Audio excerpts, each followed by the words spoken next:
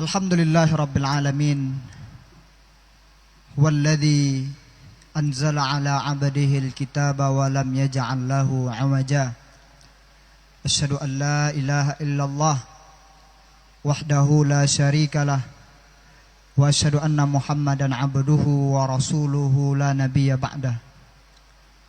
Allahumma salli ala nabiyyina al-karim wa syafi'ina wa maulana Muhammad ibn Abdullah wa ala alihi wa ashabihi wa man tabi'ahum bi ihsanin ila yaumiddin.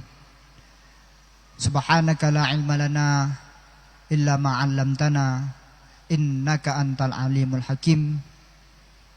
Rabbi shrah li sadri wa yassir li amri wahlul 'uqdatan min lisani yafqahu qawli. Amin ya rabbal alamin. Amma ba'd. Ma'asyiral muslimin wal muslimat, Bapak Ibu jamaah Masjid Al-Ihsan Markas Islami Kabupaten Kampar, dan juga pendengar yang dirahmati oleh Allah Subhanahu wa taala. Kembali kita bersyukur pada Allah Subhanahu wa taala. Alhamdulillahirabbil alamin. Pada malam yang berbahagia kali ini, Allah dapat mengumpulkan kita, menggerakkan hati kita, menggerakkan kaki dan tangan kita, sehingga hadir di masjid yang kita cintai ini pada malam yang juga diberikan keberkahan dan rahmat oleh Allah Subhanahu wa taala. Karena malam ini kebetulan juga sedang hujan, maka salah satu doa yang diajarkan oleh Rasulullah sallallahu alaihi wasallam ketika datangnya hujan adalah mengucapkan doa Allahumma shayban nafi'an. Ya Allah, jadikanlah hujan yang turun kepada kami ini adalah shayban nafi'an, hujan yang memberikan manfaat kepada kami.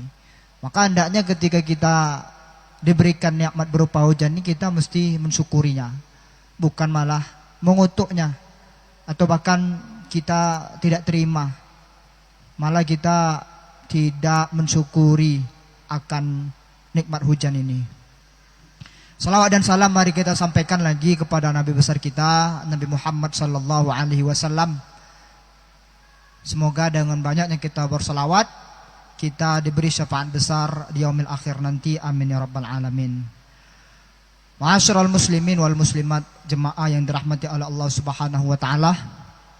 Pada malam hari ini kita akan membahas lanjutan dari kajian kitab Asy-Syama'il Al-Muhammadiyah, kitab tentang seluruh liputan tentang Nabi Muhammad sallallahu alaihi wasallam yang dibahas oleh Imam Abu Isa At-Tirmidzi rahimahullah. Semoga dengan kita membahas ini akan semakin meningkatkan rasa cinta kepada Nabi Muhammad sallallahu alaihi wasallam. Sekarang kita masuk ke bab maja'a fi imamati Rasulillah sallallahu alaihi wasallam. Bab mengenai imamah atau sorbannya Rasulullah sallallahu alaihi wasallam. Haddatsana Muhammad bin Bashar an Abdurrahman bin Mahdi an Hammad bin Salamah wa haddatsana Mahmud bin Ghailan haddatsana Waqi' an Hammad bin Salamah an Abi Az-Zubair an Jabir radhiyallahu anhu qala. Nah, jadi nama-nama tadi jemaah sekalian disebut sebagai sanad atau sebagai rawi yang membawakan hadis itu kepada orang terakhir. Dan sahabat di sini adalah Jabir radhiyallahu anhu qala. Dan dia bilang, dakhala an-nabiy sallallahu alaihi wasallam Makkah amal fathi wa alaihi imamatun sauda. Rasulullah sallallahu alaihi wasallam masuk dia ke kota Mekah ketika melakukan penaklukan kota Mekah atau dikenal dengan istilah Fathu Mekah, wa alaihi imamatun sauda, dan ketika itu dia sedang mengenakan imamah atau mengenakan sorban yang berwarna hitam. Ma'asyiral muslimin wal muslimat yang dirahmati oleh Allah Subhanahu wa taala.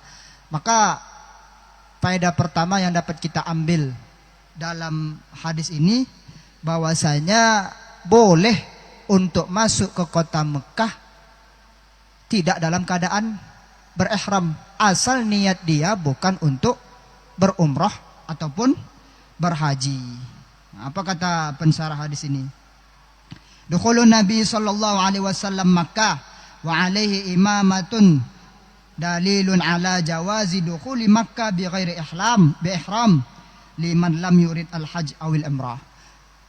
Masuknya Nabi Muhammad sallallahu alaihi wasallam ke kota Mekah dengan imamah itu menjadi dalil bahwasanya boleh masuk ke kota Mekah tanpa adanya ihram bagi orang yang tidak meniatkan untuk haji ataupun umrah. Nah, karena banyak perspektif atau persangkaan dari kaum muslim asal masuk kota Mekah maka dia harus berihram. Nah, baik itu niatnya umrah ataupun niat untuk hal-hal yang lain.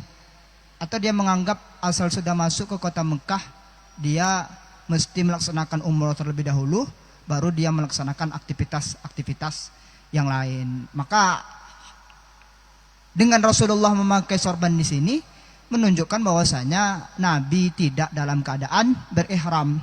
Karena salah satu larangan ihram itu jemaah sekalian adalah memakai pakaian berjahit dan memakai penutup kepala.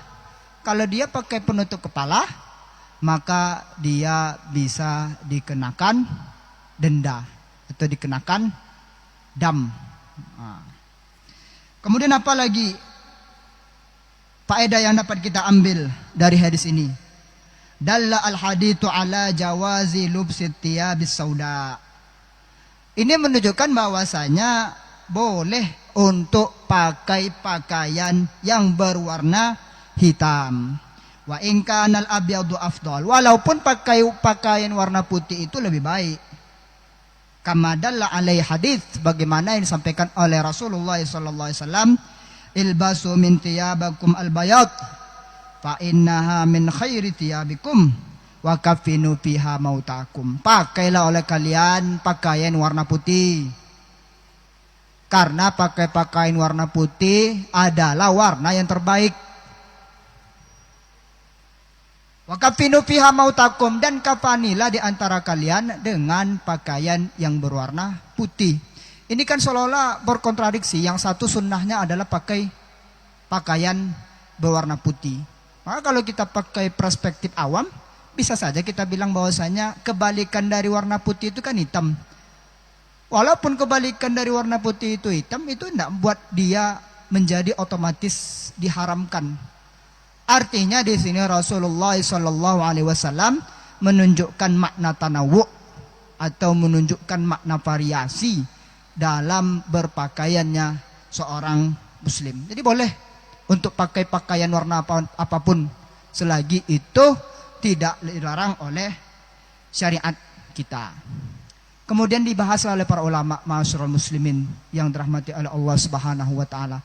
Kenapa Rasulullah itu ketika masuk ke kota Mekah pakai imamah sauda, pakai sorban hitam? Ada pendapat yang mengatakan bahwasanya itu menunjukkan simbol bahwasanya sudah lama kota Mekah ini dikuasai oleh orang-orang kafir. Maka dengan masuknya Rasulullah SAW menunjukkan bahwasanya warna hitam itu tidak bisa diganti lagi. Nah, kalau masuk Islam ke kota Mekah, berarti selamanya Islam akan bertengger di kota Mekah. Selamanya Mekah akan dikuasai oleh orang-orang Islam. Dan hal itu sampai sekarang terjadi. Alhamdulillah kota Mekah masih dimiliki atau dikuasai oleh orang-orang Islam. Maka makna-makna simbol ini juga ditafsiri oleh para ulama mengenai apa yang dipakai oleh Nabi Muhammad sallallahu alaihi wasallam. Kemudian mengenai pengenaan atau pemakaian sorban itu. Pakai sorban itu apakah sunnah atau tidak? Atau boleh penutup kepala apapun selagi dia menyerupai sorban, esensinya tidak berubah dari sorban. Maka dibahas oleh para ulama. Ikhtalafal ulama fi lubsi al-imamah allati talifu 'ala ras. Berbeda pendapatlah para ulama mengenai kebolehan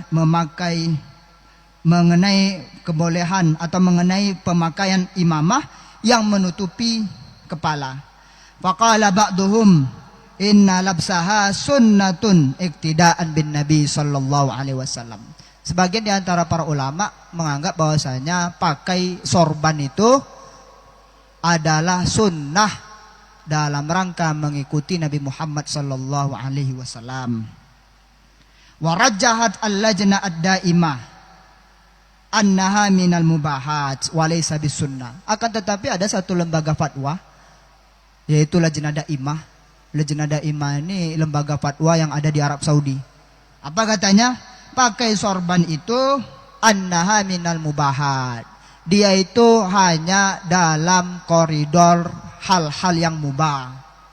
Walaysat bisunnah, tidak sampai dia di tingkatan sunnah. Wal aula an yalbisal insanu ma'tada ahlu baladihi labisau ala ru'usihim. Dan yang lebih utama, kata Lajnah Daimah tadi, memakai apa yang sudah menjadi adat ahli baladnya atau adat penduduknya tersebut. Maka mereka pun akan menutupi kepala mereka. Nah, jadi macam-macam penutup kepala itu kan banyak, jemaah sekalian. Di Arab saja macam-macam deh jenisnya. Sorban itu udah jelas. Jadi sorban itu kan dia melilit di kepala, kemudian ada ekor dari sorban itu yang menjulur sampai ke bahu. Kemudian ada lagi bentuk-bentuk penutup kepala lainnya. Arab Saudi beda pula bentuk penutup kepalanya. Kemudian negara-negara Khalij, negara-negara Teluk itu aja beda-beda. Arab Saudi beda, Uni Emirat Arab beda, Qatar beda. Minimal mereka itu beda dalam hal warna atau dalam cara pemakaian. Kemudian Bahrain beda juga. Kemudian turun ke bawah lagi, Yaman itu beda juga. Kemudian Oman itu beda juga. Itu negara-negara yang bertetangga semua. Apalagi yang jauh. Nah, kalau di Turki kan ada pula topi Turki, itu sampai tinggi. Kemudian di Maroko itu ada juga namanya turbus maghribi. Nah, itu biasanya warna merah. Atau kita ini kan pakai songkok, topi Maroko atau peci Maroko, atau peci Indonesia, atau peci Soekarno. Jadi dulu waktu kami di Maroko di kuliah itu, adalah satu orang bapak-bapak lihat saya pakai topi Soekarno ini, topi hitam songkok nih. Nah, jadi disapa saya. Dia udah tua. Mungkin dia kelahiran 50-an. Disapanya kami, bahwasanya dia bilang, ini pernah saya lihat topi ini waktu zaman Soekarno. Jadi Presiden Soekarno itu pernah dia datang ke Maroko tahun 60-an. Dan dia ketika itu termasuk orang yang menyambut Presiden Soekarno. Jadi lewatlah kami. Dipanggilnya, bahwasanya peci yang kami kenakan itu mengingatkan dia terhadap peristiwa ketika dia menyambut Presiden Soekarno. Dan Presiden Soekarno ini, jemaah sekalian, dia punya kesan yang sangat baik oleh warga Maroko, terutama kerajaan Maroko itu.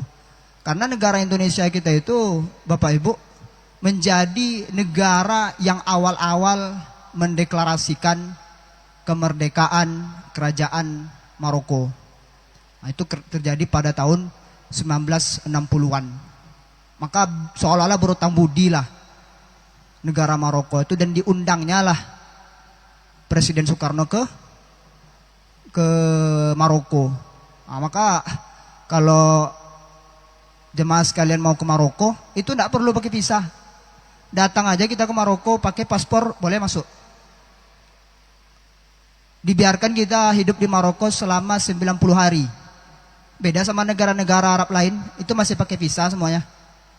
Nah, jadi kayak gitu bejaso Presiden Soekarno di hati orang Maroko, maka siapapun orang yang berwarga negara Indonesia boleh masuk.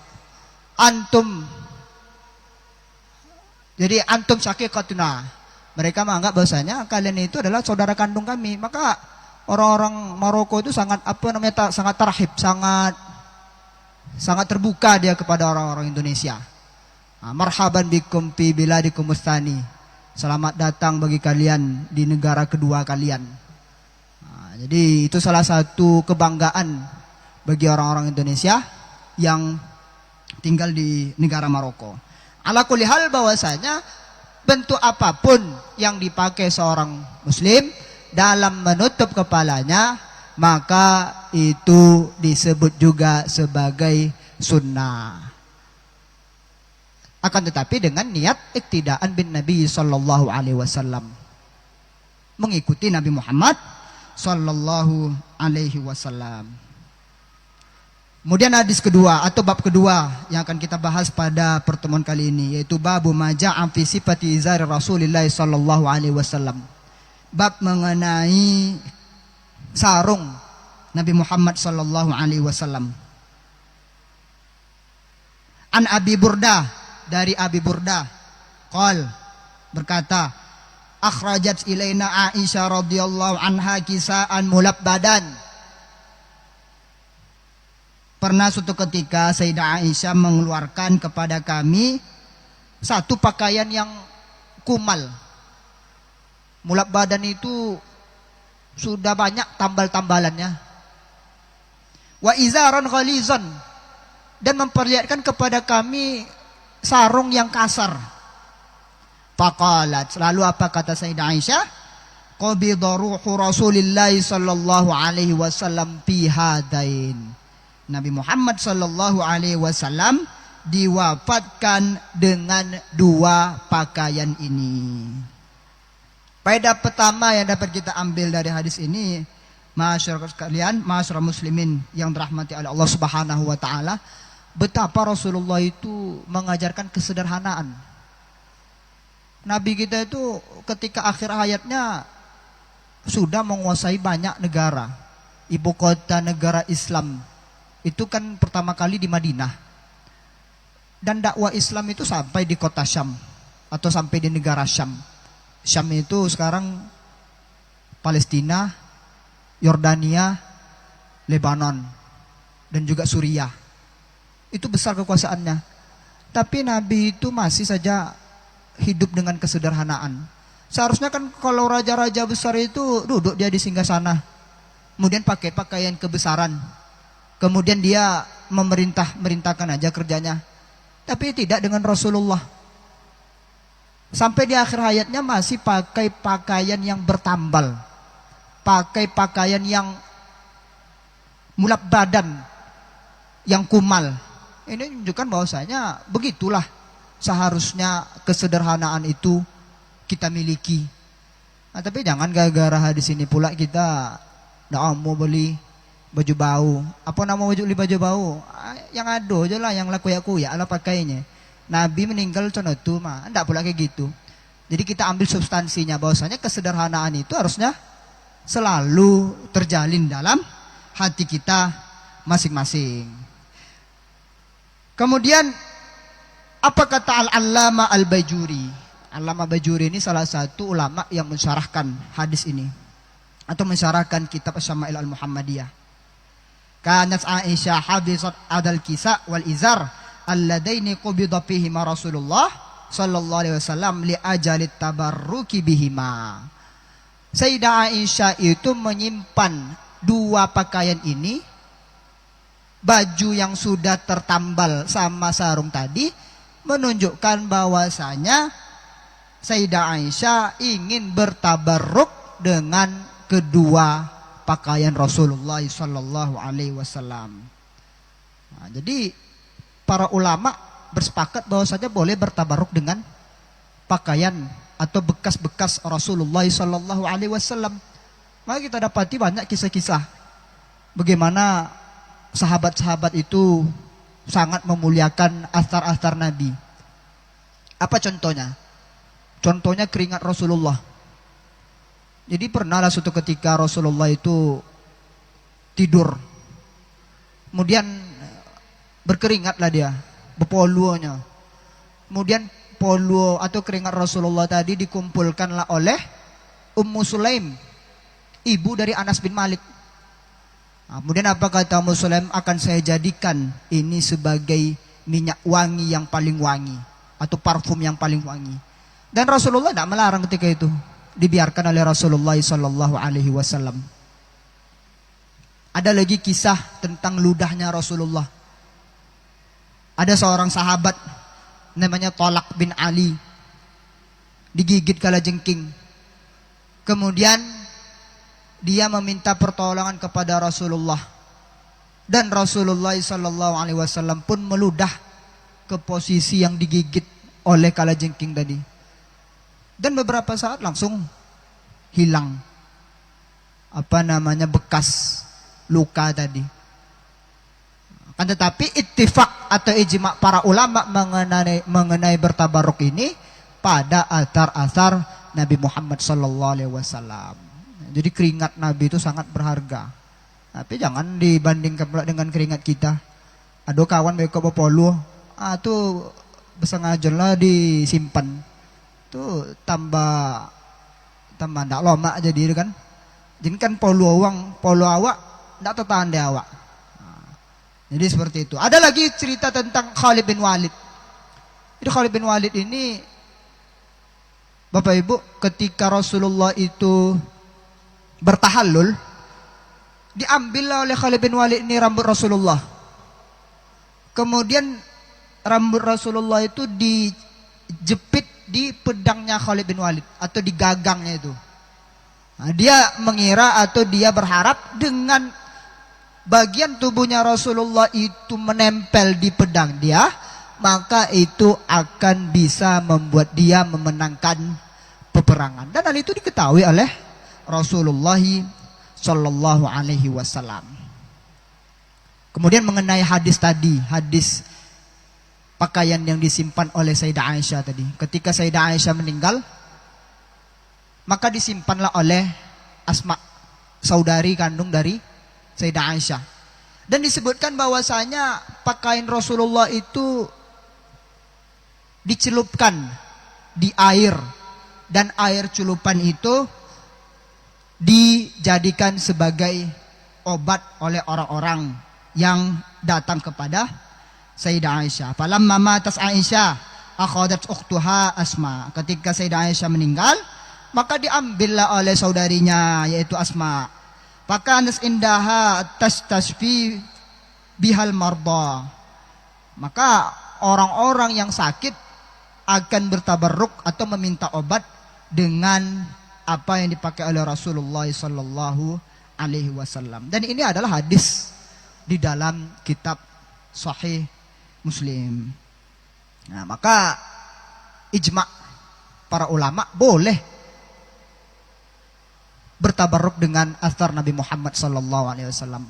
Lalu mengenai tabarruk dengan athar-athar yang lainnya selain Nabi Muhammad sallallahu alaihi wasallam, maka di sini menjadi mahallun niza, menjadi titik perdebatan para ulama. Ada yang bilang tidak boleh. Kenapa? Karena Rasulullah itu tidak bisa dikiaskan. Rasulullah itu hanya satu.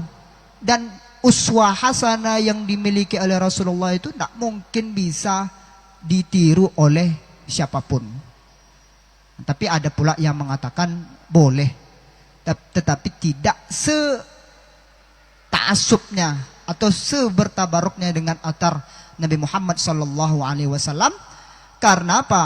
Karena mengkiaskan dengan hadis al-ulama warathatul anbiya. Para ulama itu adalah pewaris para nabi. Dan pendapat yang dipakai oleh Imam An-Nawawi rahimahullah mengatakan bahwasanya istihbabu at-tabarruk bi athari salihin wa thiyabihim. Boleh untuk bertabarruk dengan athar dari orang-orang soleh, tetapi orang-orang soleh yang pasti, orang-orang yang tidak lagi kita perdebatkan kesolehannya. Tapi kalau hanya sekedar dugaan atau sekedar klaim, bertabarruk dia dengan orang tersebut. Ada video-video yang baru beredar nih Bapak Ibu. Orang-orang meminta doa kepada seorang kiai, seorang gus. Kemudian dibukanya lah air. Di tangan kiri dia merokok dia. Di tangan kanan dia dicelupkannya jari dia di air-air tersebut.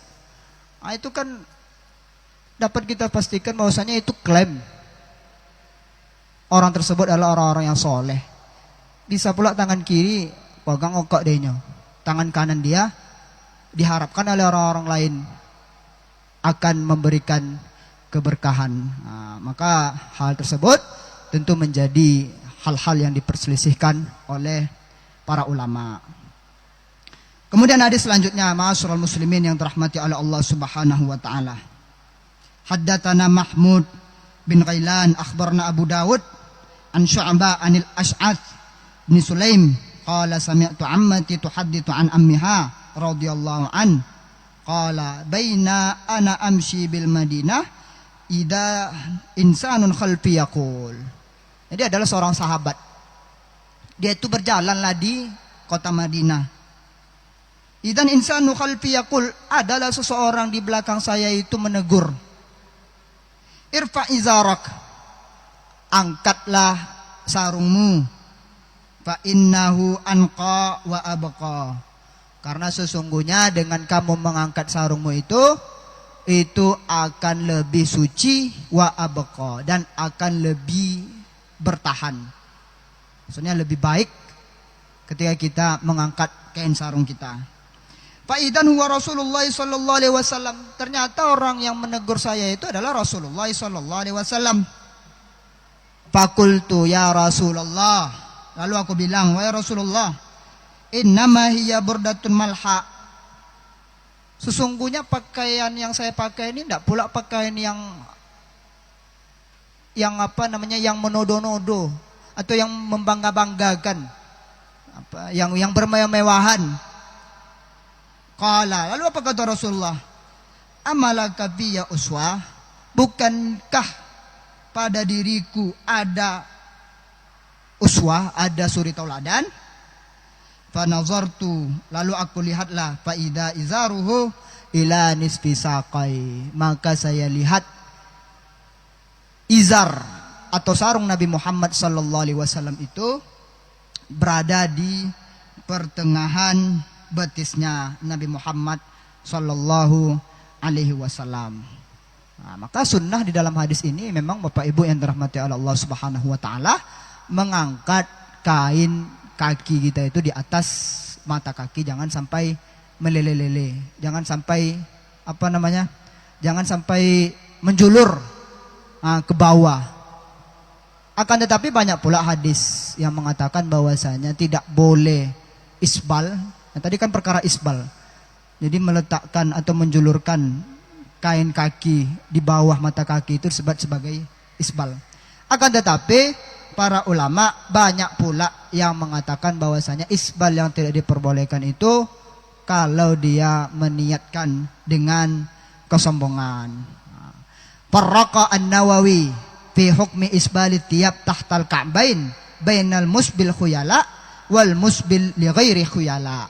Maka Imam An-Nawawi rahimahullah dalam mensyarah hadis ini, kitab Al-Minhaj Syarah Sahih Muslim, mengatakan bahwasanya hukum isbal, pakaian yang di bawah mata kaki itu dibedakan antara orang yang mengenakannya dengan khuyala, dengan yang sombong, dan dengan orang yang tidak sombong. Faqala, lalu apa kata Imam An-Nawawi? La yajuzu isbaluhu tahtal ka'bain in kana lil khuyala. Tidak boleh menjulurkan kain di bawah mata kaki kalau dia punya rasa kesombongan, kalau dia punya rasa ingin memamerkan. Fa in kana li ghairiha fa huwa makruh. Tapi kalau dia tidak ada rasa itu, fa huwa makruh, dan dia tidak sampai di tingkatan haram, dia hanya makruh. Wa zawahirul ahadits fi taqidiha bil jurri khuyala. Maka pentakidan hadis yang mengatakan bahwasanya tidak boleh menjulurkan kain di bawah mata kaki itu dengan adanya kesombongan. Tadullu ala anna tahrim makhsusun bil khuyala. Ini menunjukkan bahwasanya makna keharaman ini dikhususkan kepada al khuyala, kepada hal-hal yang sombong. Wa hakada nassa asy-Syafi'i 'ala al-farqi kama dzakarna. Dan inilah yang juga disampaikan oleh Imam Asy-Syafi'i sebagaimana yang sudah kita sampaikan tadi. Dan ulama yang membedakan antara orang-orang yang menjulurkan dengan makna kesombongan dengan tidak sombong ini tidak pula Imam Nawawi saja. Ada Imam Al-Bukhari. Imam Bukhari itu punya Sahih Bukhari. Dia membedakan bab antara orang yang menjulurkan kakinya dengan kesombongan dengan yang tidak ada kesombongan. Kemudian Ibnu Hajar Al-Asqalani juga membedakan. Kemudian Imam As-Suyuti juga membedakan. Kemudian yang kontemporer Syekh Al-Qardawi juga membedakan. Ala kulli hal itu merupakan ikhtilaf para ulama. Tapi ada juga ulama yang mengatakan bahwasanya mutlak kalau seandainya di bawah mata kaki, baik itu dengan adanya kesombongan dengan tidak adanya kesombongan, maka itu diharamkan oleh syariat agama kita. Ala kulli hal itu merupakan ikhtilaf. Bagaimana caranya kita bisa berlapang dada terhadap hal-hal seperti ini. Na'malu fi mattafaqna wa na'tadhiru fi makhtalafna. Ya, kita beramal dengan hal-hal yang kita sepakati dan kita berlapang dada terhadap hal-hal yang tidak kita kesepakati. Apalagi ini adalah hal-hal yang furu', hal-hal yang sifatnya tidak yang asal. Ini tidak perlu kita menjudge. Orang yang melakukan itu dia tidak perlu menjudge orang yang tidak melakukan. Dan orang yang tidak melakukan tidak perlu juga dia menjudge atau menyalahkan orang yang melakukan. Kecuali dia berbeda dalam hal-hal usul. Ada uang nyobe, misalnya sholat fardu itu hanya 4 kali sehari. Itu ada yang nyobe, nah apa, wak bertoleransi lah dengan orang yang mengatakan 4 kali sehari itu. Maka itu tidak benar. Kemudian ada yang bilang bahwasanya puasa yang wajib itu bukan di Ramadan. Dia bilang bahwasanya puasa wajib itu sebulan di bulan Dzulhijjah. Maka tidak bisa kita bertoleransi. Ada apa adanya. Yang penting nggak sesama puasa. Itu kan hal-hal yang usul. Kemudian ada yang bilang bahwasanya zakat itu tidak wajib. Padahal dia wajib. Maka kita tidak diberikan kesempatan untuk bertoleransi. Atau tidak apa haji itu tidak di Moka doanya. Di Cina tidak apa haji doa. Maka itu tidak perlu kita berikan toleransi. Mesti kita sampaikan hal-hal yang benar terhadap mereka. Kemudian apa lagi faedah yang dapat kita ambil dari hadis ini? Haka al-Qadiyat wasyaukani ijma'ul ulama ala anna nahya 'anil isbal innama huwa khas birrijal dunan nisa. Mengenai hadis isbal yang ada kesombongan tadi, dia hanya dikhususkan bagi laki-laki, bukan bagi perempuan. Wa yu'ayyiduhu hadithu Abdullah bin Umar anna Rasulullah sallallahu alaihi wasallam qala. Dan hal ini didukung oleh hadis Ibnu Umar bahwasanya Rasulullah sallallahu alaihi wasallam bersabda, "Man jarra taubahu khuyala lam yanzurillahu ilaihi yaumal qiyamah." Siapa yang menjulurkan pakaian dia khuyala dengan kesombongan, maka Allah Subhanahu wa taala tidak akan melihat dia di hari kiamat. Faqalat Ummu Salamah. Lalu ketika mendengar hadis ini berkatalah Ummu Salamah, "Pakai payasna'un nisa biduyuh lihinna." Lalu bagaimana dengan perempuan, wahai Rasulullah? Qala yurkhina shibran. Maka bagi perempuan mereka mesti mengulurkan sejengkal dari bawah mata kaki mereka. Maka yang terakhir bahwasanya larangan menjulurkan pakaian di bawah mata kaki itu hanya dikhususkan bagi laki-laki, bukan bagi perempuan. Jadi bagi perempuan yang menjulurkan pakaiannya di bawah mata kaki, maka itu lebih baik dan tidak masuk dia dalam khitab hadis tadi. Man jarra taubau khuyala lam yanzurillahu ilaihi yaumal qiyamah. Nah, masuk dia dalam khitab ini. Karena khitab hadis ini hanya dikhususkan kepada para laki-laki saja. Kemudian hadis terakhir. An Hudzaifah bin Yaman radhiyallahu anhu qala, dari Hudzaifah bin Yaman, akhadha Rasulullah sallallahu alaihi wasallam bi'adlati saqi. Rasulullah sallallahu alaihi wasallam pernah memegang otot betisku, ausakihi. Faqala, lalu apa kata Rasulullah? Hada maudi'ul izar. Inilah posisi sarung. Fa in abaita, maka jika kamu tidak sanggup, jika kamu enggan, fa asfala, boleh dikebawahkan. Aja tidak mesti dia di setengah betis, boleh dia dikebawahkan dikit. Fa in abaita fala haqqa lil izar fil ka'bain. Tapi kalau kamu tidak juga sanggup meletakkan di bawah dari setengah mata kaki, setengah betis, fala haqqa lil izar fil ka'bain, maka tidak boleh sarung itu di bawah mata kaki. Dan ini juga banyak para ulama yang mengatakan hanya khusus untuk izar saja, yaitu untuk sarung saja. Ma'asyiral muslimin wal muslimat, Bapak Ibu yang dirahmati oleh Allah Subhanahu wa taala, maka itulah beberapa tentang hal-hal yang dipakai oleh Rasulullah sallallahu alaihi wasallam yang dapat kita sampaikan pada kesempatan yang mulia kali ini, yaitu tentang imamah sorbannya Rasulullah dan juga tentang sarungnya Rasulullah sallallahu alaihi wasallam. Semoga yang kami sampaikan dapat menambah maklumat kita tentang Nabi Muhammad sallallahu alaihi wasallam dan menambah kecintaan kita, sehingga juga akan menjadikan kita sebagai orang-orang yang mencintai Nabi Muhammad sallallahu alaihi wasallam secara utuh. Nasta'fikum minal akhta', nasrun minallah, fatun qarib. Subhanakallahumma wa bihamdik, asyhadu an la ilaha illa anta, astaghfiruka wa atubu ilaik. Wassalamualaikum warahmatullahi wabarakatuh. Allahu akbar, Allahu